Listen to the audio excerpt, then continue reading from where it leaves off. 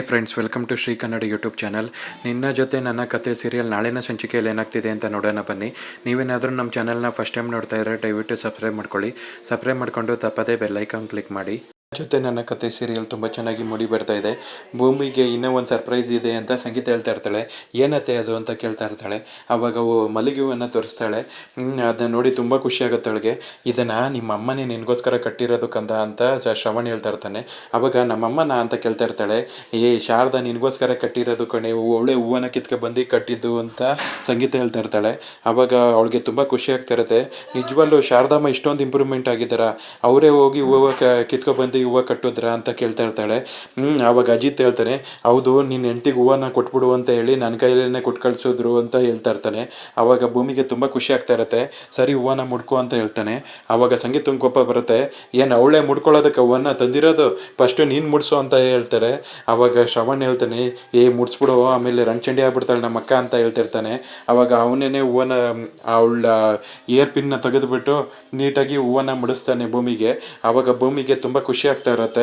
ಶ್ರವಣ, ನನಗೆ ನೀನು ಈ ಕ್ಯಾಂಪಸ್ನೆಲ್ಲ ತೋರಿಸ್ತೀನಿ ಅಂತ ಹೇಳ್ದೆಯಲ್ಲೋ, ನನಗೆ ತೋರಿಸಲ್ವೇನೋ ಅಂತ ಸಂಗೀತ ಕೇಳ್ತಾ ಇರ್ತಾಳೆ. ಆವಾಗ ಶ್ರವಣ, ಯಾಕಕ್ಕ, ನನಗೆ ತೋರಿಸ್ತೀನಿ ಬಾ, ನನ್ನ ಕೊಲೀಗ್ಸು ನನ್ನ ಫ್ರೆಂಡ್ಸ್ನೆಲ್ಲ ನೀನು ಪರಿಚಯ ಮಾಡಿಸ್ತೀನಿ ಅಂತ ಹೇಳ್ಬಿಟ್ಟು ಸಂಗೀತನ ಕರ್ಕೊಂಡು ಅವ್ರ ಕ್ಯಾಂಪಸ್ನ ತೋರಿಸೋದಕ್ಕೆ ಅಂತ ಕರ್ಕೊಂಡು ಹೋಗ್ತಾನೆ. ಆವಾಗ ಅಜಿತ್ ಬಂದು ಭೂಮಿ ಪಕ್ಕ ಕೂತ್ಕೊತಾನೆ. ಕಾನ್ಸ್ಟೇಬಲ್ ಆಗಬೇಕು ಅನ್ನೋದು ನಿನ್ನ ಕನಸು, ಇವಾಗ ನಿಮ್ಮ ಅಪ್ಪನ ಕನಸನ್ನು ನೆರವೇರಿಸ್ತಾ ಇದೆಯಲ್ಲ, ಈಗ ನಿನಗೆ ಸಂತೋಷ ಆಗ್ತಿದೆಯಾ ಭೂಮಿ ಅಂತ ಕೇಳ್ತಾ ಇರ್ತಾನೆ. ಇನ್ನು ನಾನು ಆ ಟ್ರೈನಿಂಗ್ ಅಟೆಂಡ್ ಮಾಡ್ತಿದ್ದೀನಿ, ಟ್ರೈನಿಂಗ್ನೆಲ್ಲ ಸಕ್ಸಸ್ಫುಲಿ ಕಂಪ್ಲೀಟ್ ಮಾಡಿಕೊಂಡು ನಾನು ಕಾನ್ಸ್ಟೇಬಲ್ ಆಗಿ ಬಂದರೆ ಅವಾಗ ನಂಗೆ ತುಂಬ ಖುಷಿ ಆಗುತ್ತೆ ಸಾಹೇಬ್ರೆ ಅಂತ ಹೇಳ್ತಿರ್ತಾಳೆ. ನೀನು ಖಂಡಿತವಾಗಿ ಅದನ್ನ ಮಾಡ್ತೀಯಾ, ಯಾಕೆಂದರೆ ನಿನ್ನಲ್ಲಿ ಆ ಅಟ್ಯಾಚ್ ಎಲ್ಲ ಇದೆ, ನೀನು ಖಂಡಿತ ಮಾಡ್ತೀಯ ಅಂತ ನನಗೆ ಕಾನ್ಫಿಡೆನ್ಸ್ ಇದೆ ಅಂತ ಹೇಳ್ತಾ ಇರ್ತಾನೆ. ಅವಾಗ ಹೌದು ಸಾಹೇಬ್ರೆ, ನಾನು ನಮ್ಮ ಅಪ್ಪನ ಕನಸನ್ನು ನೆರವೇರಿಸಬೇಕು ಅಂತ ಹೇಳ್ತಾ ಇರ್ತಾಳೆ. ನಾನು ಸಂಗೀತನ ಕರ್ಕೊಂಡೋಗ್ಬಿಟ್ಟು, ನೋಡಕ್ಕ ಇಲ್ಲೇ ನಾನು ಇದ್ದಿದ್ದು, ಇದೇ ನನ್ನ ರೂಮು ನೋಡು, ಇದೆಲ್ಲ ಈ ಥರ ಇಲ್ಲಿ ರೂಮ್ ಇರುತ್ತೆ, ಅಲ್ಲಿ ವಾಶ್ರೂಮ್ ಇರುತ್ತೆ ಅಂತ ಎಲ್ಲನೂ ತೋರಿಸ್ತಾ ಇರ್ತಾನೆ. ಅಲ್ಲಿ ಅವ್ರ ಕೊಲೀಗ್ಸ್ನು ಪರಿಚಯ ಮಾಡಿಸ್ತಾ ಇರ್ತಾನೆ, ಇವರು ನಮ್ಮ ಅಕ್ಕ ಅಂತ. ಅವಾಗ ಅವರು ನೋಡ್ಬಿಟ್ಟು, ಶ್ರವಣ್ ಸರ್ ನೀವು ಸೂಪರ್ ಆಫೀಸರ್ ಸರ್, ನೀವು ಇರೋಷ್ಟು ದಿನ ತುಂಬ ಚೆನ್ನಾಗಿ ಕೆಲಸ ಮಾಡಿದ್ರಿ, ನಿಮ್ಮ ಥರನೇ ಆಗಬೇಕು ಅಂತ ನಮ್ಮ ಮಕ್ಳುಗಳಿಗೂ ಹೇಳ್ಕೊಡ್ತಾ ಇದ್ದೀವಿ ಸರ್ ಅಂತ ಹೇಳ್ತಾ ಇರ್ತಾರೆ. ಅಯ್ಯೋ ತುಂಬ ದೊಡ್ಡ ಮಾತು ಅಂತ ಹೇಳ್ತಿರ್ತಾರೆ. ಹೌದು ಕಣೋ ಶ್ರವಣ, ನೀನು ಆಫೀಸರ್ ಆಗಿದ್ದಾಗ ಎಷ್ಟು ಚೆನ್ನಾಗಿ ನೀನು ಕೆಲಸ ನಿಭಾಯಿಸ್ತೆ, ದಕ್ಷ ಅಧಿಕಾರಿಯಾಗಿದೆ, ನೀನು ನೋಡಿದ್ರೆ ನನಗೆ ಹೆಮ್ಮೆ ಆಗುತ್ತೆ ಕಣೋ ಅಂತ ಹೇಳ್ತಾ ಇರ್ತಾಳೆ.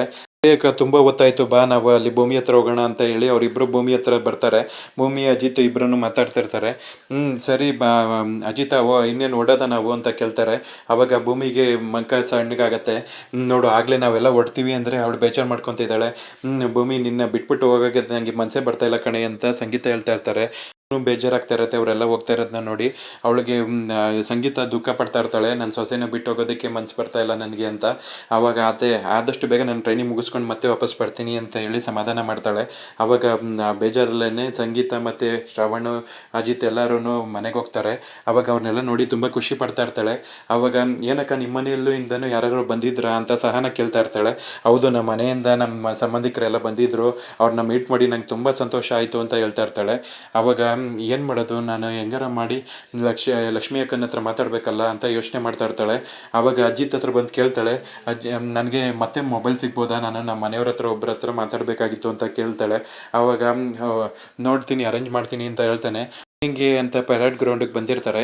ಎಲ್ಲ ಟ್ರೈನಿಂಗ್ ಕಂಪ್ಲೀಟ್ ಆದಮೇಲೆ ಭೂಮಿ, ಸಾಹೇಬ್ರಿಗೆ ಹೇಳಿದ್ದೀನಿ, ಅವರು ಒಂದು 5 ನಿಮಿಷ ಪರ್ಮಿಷನ್ ಕೊಟ್ಟಿದ್ದಾರೆ, ತಗೋ ನೀನು ಬೇಗ ಮಾತಾಡ್ಕೊಂಬಿಡು ಅಂತ ಮೊಬೈಲ್ನ ಕೊಡ್ತಾನೆ. ಆವಾಗ ಮೊಬೈಲ್ ತೊಗೊಂಡು ಫಸ್ಟು ಲಕ್ಷ್ಮಿ ಕಾಲ್ ಮಾಡ್ತಾಳೆ. ಲಕ್ಷ್ಮಿ ಅಕ್ಕ ಚೆನ್ನಾಗಿದೆಯಾ ಅಂತ ಕೇಳ್ತಾ ಇರ್ತಾಳೆ. ಆವಾಗ ಭೂಮಿ, ಅಲ್ಲೆಲ್ಲ ಫೋನ್ ಅಲ್ಲೋ ಇಲ್ವಲ್ಲ, ನೀನು ಹೆಂಗೆ ಕಾಲ್ ಮಾಡಿದೆ ಅಂತ ಕೇಳ್ತಾ ಇರ್ತಾಳೆ. ಆವಾಗ ಇಲ್ಲೇ ನನ್ನ ಫ್ರೆಂಡ್ ಒಬ್ರು ಇದ್ದಾರೆ, ಅವ್ರ ಫೋನ್ ಇಸ್ಕೊಂಡು ನಾನು ಮಾತಾಡ್ತಾ ಇದ್ದೀನಿ, ನಿಮ್ಮ ಜೊತೆ ಮಾತಾಡಿ ತುಂಬ ದಿನ ಆಯ್ತಲ್ಲ ಅಕ್ಕ ಅಂತ ಕೇಳ್ತಾ ಇರ್ತಾಳೆ. ಆವಾಗ ಭೂಮಿ, ನೀನು ಹೆಂಗಿದ್ಯಾ, ಅಲ್ಲೆಲ್ಲ ಚೆನ್ನಾಗಿದೆಯಾ ಟ್ರೈನಿಂಗು, ನಿನ್ಗೇನು ಕಷ್ಟ ಆಗ್ತಿಲ್ಲ ತಾನೇ ಅಂತ ಕೇಳ್ತಾ ಇರ್ತಾಳೆ. ಆವಾಗ ಇಲ್ಲ ಅಕ್ಕ, ಇಲ್ಲೆಲ್ಲ ಚೆನ್ನಾಗಿದೆ, ಎಲ್ಲರೂ ನನ್ನ ಪರಿಚಯ ಆದರೂ, ಚೆನ್ನಾಗಿದ್ದೀನಿ ನಾನು ಅಂತ ಹೇಳ್ತಾ ಇರ್ತಾಳೆ. ಭೂಮಿ, ನಿನ್ಗೊಂದು ವೆರಿ ಇಂಪಾರ್ಟೆಂಟ್ ವಿಷಯ ಹೇಳಬೇಕಾಗಿತ್ತು ಅಂತ ಹೇಳ್ತಾಳೆ. ಏನಕ್ಕ ಅದು ಅಂತ ಕೇಳ್ತಾಳೆ. ನಮ್ಮ ಅಜಿತ್ ಸಾಹೇಬರು ತುಂಬ ಒಳ್ಳೆಯವರು ಅಂತ ಅಂದ್ಕೊಂಡಿದ್ವಿ, ಆದರೆ ನಾವು ಅಂದ್ಕೊಂಡಷ್ಟು ಅವರು ಒಳ್ಳೆಯವರಲ್ಲ. ಅವರು ಮತ್ತು ಸತ್ಯಣ್ಣ ಇಬ್ಬರು ಏನು ಮಾತಾಡ್ಕೊತಿದ್ರು ಗೊತ್ತಾ, ಈಗ ನಾವೇನಾದ್ರೂ ಭಾಗ್ಯಮ್ಮನ ಆಚೆ ಕರ್ಕೊಬಂದ್ಬಿಟ್ರೆ ಭೂಮಿ ಅವ್ರ ಅಮ್ಮನ ಜೊತೆ ಬ್ಯುಸಿ ಆಗಿಬಿಡ್ತಾಳೆ, ಅವ್ರ ಅಮ್ಮನ ಜೊತೆ ಖುಷಿಯಾಗಿ ಇದ್ದುಬಿಡ್ತಾಳೆ. ಅವಳನ್ನ ಆದಷ್ಟು ನಾವು ಆಚೆ ಕರ್ಕೊಂಬರ್ದೇ ಇರೋದೇ ಒಳ್ಳೆಯದು. ಅವ್ರ ಅಮ್ಮನ ಆಚೆ ಕರ್ಕೊಂಬಂದಿಲ್ಲ ಅಂದರೆ ಅವಾಗ ಅವಳು ವಾಪಸ್ಸು ಟ್ರೈನಿಂಗ್ ಮುಗಿಸ್ಕೊಂಡು ಮನೆಗೆ ಬರ್ತಾಳೆ, ನಿನ್ನ ಜೊತೆನೇ ಟೈಮ್ ಸ್ಪೆಂಡ್ ಮಾಡ್ತಾಳೆ ಅಂತ ಸತ್ಯಣ್ಣ ಹೇಳ್ತಾಯಿದ್ರು. ಅದಕ್ಕೆ ಏನು ಮಾತಾಡ್ದೇ ಕೂತಿದ್ರು ಸಾಹೇಬರು ಅಂತ ಹೇಳ್ತಾ ಇರ್ತಾಳೆ. ಅವಾಗ ಭೂಮಿಗೆ ಏನು ಮಾತಾಡಬೇಕು ಅಂತಲೇ ಗೊತ್ತಾಗೋದಿಲ್ಲ. ನಮ್ಮ ಸಾಹೇಬರು ಈ ಥರ ಮಾಡೋದಕ್ಕೆ ಸಾಧ್ಯನೇ ಇಲ್ಲ. ಇಲ್ಲ ಅಕ್ಕ, ನೀವೆಲ್ಲೋ ಕನ್ಫ್ಯೂಸ್ ಮಾಡ್ಕೊಂಡಿದ್ದಾರೆ, ನಮ್ಮ ಸಾಹೇಬ್ರು ಈ ಥರ ಅಲ್ಲ ಅಂತ ಹೇಳ್ತಾ ಇರ್ತಾಳೆ. ಅವಾಗ ಅಲ್ಲಿ ನಡೆದಿದ್ದ ವಿಷಯನ ನಾನು ನನ್ನ ಘಟನೆನ ನನ್ನ ಕಣ್ಣಾರೆ ನೋಡಿದ್ದೀನಿ, ನನ್ನ ಕಿವಿಯಾರ ಕೇಳಿಸ್ಕೊಂಡಿದ್ದೀನಿ. ಅವ್ರು ಈ ಥರ ಹೇಳ್ತಿದ್ರು. ಅವಾಗ ನನಗೆ ನಮ್ಮ ಅಜ್ಜಿ ಸಾಹೇಬರು ಈ ಥರನ ಅಂತ ಹೇಳಿ ತುಂಬ ಬೇಜಾರಾಗೋಯ್ತು. ಇವ್ರನ್ನ ನಂಬ್ಕೊಂಡ್ರೆ ನಮ್ಮ ಭಾಗ್ಯಕ್ಕನ್ನ ಆಚೆ ಕರ್ಕೊಂಬರೋದಕ್ಕೆ ಆಗೋದಿಲ್ಲ ಭೂಮಿ. ಇದಕ್ಕೋಸ್ಕರ ನೀನು ಎಷ್ಟೆಲ್ಲ ಕಷ್ಟಪಟ್ಟೆ, ಆದರೆ ನಿನ್ನ ಕಷ್ಟಕ್ಕೆ 3 ಕಾಸಿನ ಬೆಲೆ ಸಿಗ್ತಾ ಇಲ್ಲ ಅಂತ ಹೇಳ್ತಿರ್ತಾಳೆ. ಆಗ ಭೂಮಿಗೆ ತುಂಬ ಬೇಜಾರಾಗುತ್ತೆ. ನಿಜವಾಗ್ಲೂ ಈ ಥರ ಹೇಳಿದ್ರೆ ಸಾಹೇಬರು ಅಂತ ದುಃಖ ಪಡ್ತಾ ಇರ್ತಾಳೆ. ಆವಾಗ ಭೂಮಿ, ಫಸ್ಟು ಭಾಗ್ಯಕ್ಕನ್ನ ನಾವೇ ಬಿಡ್ಸ್ಕೊಂಬರೋಣ, ನೀನು ಆದಷ್ಟು ಬೇಗ ಟ್ರೈನಿಂಗ್ ಮುಗಿಸ್ಕೊಂಡು ಬಾ ಆಯಿತಾ ಅಂತ ಹೇಳ್ತಾ ಇರ್ತಾಳೆ. ಅಂತ ಹೇಳ್ಬಿಟ್ಟು ಭೂಮಿ ಫೋನ್ ಕಟ್ ಮಾಡ್ತಾಳೆ. ಅವಳಿಗೆ ತುಂಬ ಬೇಜಾರಾಗಿರುತ್ತೆ. ಬೇಜಾರು ಮಾಡ್ಕೊಂಡು ಯೋಚನೆ ಮಾಡ್ತಾ ನಿಂತಿರ್ತಾಳೆ. ಅಲ್ಲಿಗೆ ಅಜಿತ್ ಬರ್ತಾನೆ.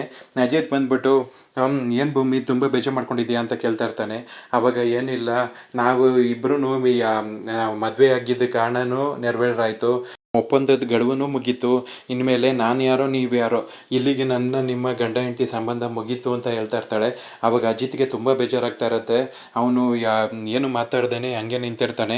ಇನ್ಮೇಲೆ ನಾನು ಯಾರೋ ನೀವು ಯಾರೋ ಸಾಹೇಬ್ರೆ, ನನಗೆ ಪೋಸ್ಟಿಂಗ್ ಅಂತ ಆದಮೇಲೆ ನಾನು ಅಲ್ಲಿ ಯಾವುದು ಪ್ಲೇಸ್ಗೆ ಹೋಗ್ತೀನೋ ಏನೋ ನನಗೂ ಗೊತ್ತಿಲ್ಲ. ಇನ್ಮೇಲೆ ಆದಷ್ಟು ಬೇಗ ಮನೆಯವ್ರಿಗೆ ನಾವು ಈ ಥರ ಒಪ್ಪಂದದ ಮದುವೆ ಆಗಿದ್ವಿ ಅಂತ ಮನೇಲಿ ಬಿಡಿಸಿ ಹೇಳ್ಬಿಡಿ, ಇಲ್ಲಾಂದರೆ ಸಂಗೀತಮ್ಮಂಗೆ ತುಂಬ ಕಷ್ಟ ಆಗುತ್ತೆ. ಅವರು ನನ್ನ ಹಚ್ಕೊಂಡಿರೋದು ನೋಡಿದ್ರೆ ನನಗೇ ಭಯ ಆಗುತ್ತೆ, ಅವ್ರು ಎಷ್ಟೊಂದು ನಮ್ಮನ್ನ ನಂಬ್ಕೊಂಡಿದ್ದಾರೆ ಅಂತ. ಆದರೆ ನಾವು ಅವ್ರಿಗೆ ಮೋಸ ಮಾಡಿದ್ವಿ ಅನ್ನೋ ಒಂದು ವಿಷಯ ನೋಡಿದ್ರೆ ನನಗೂ ಬೇಜಾರಾಗುತ್ತೆ. ನೀವು ಆದಷ್ಟು ಬೇಗ ಮನೆಯವ್ರಿಗೆಲ್ಲ ವಿಷಯನೂ ಹೇಳ್ಬಿಡಿ ಸಾಹೇಬ್ರೆ ಅಂತ ಹೇಳ್ಬಿಟ್ಟು ಭೂಮಿ ಅಲ್ಲಿಂದ ಹೊಂಟೋಗ್ಬಿಡ್ತಾಳೆ. ಆವಾಗ ಅಜಿತ್ಗೆ ಭೂಮಿನ ಕಳ್ಕೊಂಡ್ಬಿಡ್ತೀನ ನಾನು ಅಂತ ತುಂಬ ದುಃಖ ಪಡ್ತಾ ಇರ್ತಾನೆ. ಆವಾಗ ನಾನು ಏನೋ ಇಡೀ ಪ್ರಪಂಚದಲ್ಲಿ ಏನೋ ವೆರಿ ಇಂಪಾರ್ಟೆಂಟ್ ವ್ಯಕ್ತಿನ ಕಳ್ಕೊತಾ ಇದ್ದೀನಿ ಅಂತ ಫೀಲ್ ಮಾಡ್ಕೊತಾ ಇರ್ತಾನೆ.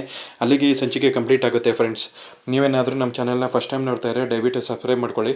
ಸಬ್ಸ್ಕ್ರೈಬ್ ಮಾಡಿಕೊಂಡು ತಪ್ಪದೇ ಬೆಲ್ ಐಕಾನ್ ಕ್ಲಿಕ್ ಮಾಡಿ. ಜೀವನದಲ್ಲಿ ನಾವು ಇದೇ ಥರ ಮತ್ತೆ ತಪ್ಪು ಮಾಡ್ತಾ ಇರ್ತೀವಿ. ಪ್ರೀತಿನ ಮನಸ್ಸಲ್ಲಿ ಇಟ್ಕೊಂಡು ನಾವು ಏನು ಮಾತಾಡ್ದೇ ಇರೋದು ದೊಡ್ಡ ವಿಷಯ ಅಲ್ಲ. ಆದರೆ ಫಸ್ಟು ನಮ್ಮ ಮನಸ್ಸಲ್ಲಿರೋ ಪ್ರೀತಿನ ನಮ್ಮ ಎದುರುಗಡೆ ಇರೋ ವ್ಯಕ್ತಿಗೆ ಹೇಳಬೇಕು. ನಾವು ಎಷ್ಟೋ ಸಲ ಹೇಳೋದ್ರಿಂದ ಎಷ್ಟೋ ಒಳ್ಳೆ ಕೆಲಸಗಳಾಗ್ತವೆ. ಆದರೆ ನಾವು ಹೇಳ್ದೇ ಮನಸ್ಸಲ್ಲೇ ಇಟ್ಕೊಂಡ್ರೆ ನಮ್ಗೆ ಯಾರು ಬಂದು ಡೈರೆಕ್ಟಾಗಿ ದೊಡ್ಡ ಮೆಡಲ್ ಏನು ಕೊಡೋದಿಲ್ಲ. ಈ ಅಜಿತ್ ದುರಾಂಕಾರ, ಈಗೋ, ನಾನು ಅನ್ನೋ ನಾನತ್ವದಿಂದ ಅವನ ಪ್ರೀತಿನ ಹೇಳ್ಕೊಳ್ದೆ ಅವಳ ಮುಂದೆ ಎಲ್ಲಿ ಸೋತೋಗ್ಬಿಡ್ತೀನೋ ಅಂತ ಮನಸ್ಸಲ್ಲೇ ಕೊರಗ್ತಾ ಇದ್ದಾನೆ. ಆದರೆ ಬಾಯಿ ಬಿಟ್ಟು ಹೇಳಿ ಫಸ್ಟು ಪ್ರೀತಿಲಿ ಸೋಲೋದನ್ನ ಕಲಿಬೇಕು. ನಾವು ಜೀವನದಲ್ಲಿ ಪ್ರೀತಿಲಿ ಸೋತವರು ಇಡೀ ದೇಶನೇ ಗೆಲ್ತಾರೆ. ಆದರೆ ಯಾರು ಪ್ರೀತಿಯಲ್ಲಿ ಸೋಲೋದಕ್ಕೂ ರೆಡಿ ಇರಲ್ವೋ ಅವರೇನೇ ಗೆಲ್ಲೋದಕ್ಕಾಗೋದಿಲ್ಲ. ಅವ್ರ ಲೈಫಲ್ಲಿ ಯಾವುದನ್ನು ಅಚೀವ್ ಮಾಡೋದಕ್ಕಾಗೋದಿಲ್ಲ. ಇದ್ರ ಬಗ್ಗೆ ನಿಮ್ಮ ಒಪಿನಿಯನ್ಸ್ನ ಕಮೆಂಟ್ ಬಾಕ್ಸಲ್ಲಿ ತಿಳಿಸಿ ಫ್ರೆಂಡ್ಸ್. ಮುಂದಿನ ಸಂಚಿಕೆಯೊಂದಿಗೆ ಆದಷ್ಟು ಬೇಗ ಮೀಟ್ ಮಾಡೋಣ.